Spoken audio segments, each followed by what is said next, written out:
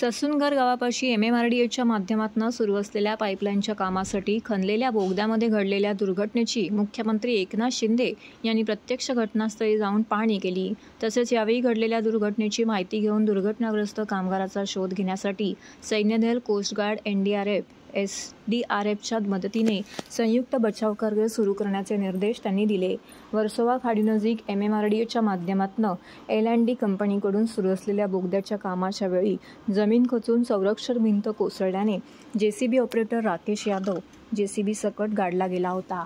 यावेळी त्याला बाहेर काढण्यासाठी गेल्या 17 दिवसांपासून बचाव कार्य हाती घेऊनही अपेक्षित यश मिळाले नव्हते। अखेर मुख्यमंत्री एकनाथ शिंदे यांनी पुढाकार घेऊन त्याला बाहेर काढण्यासाठी मदत कार्याला वेग दिला असून सैन्यदल, कोस्ट गार्ड यांच्या मदतीने हे बचाव कार्य सुरू करण्यात आले।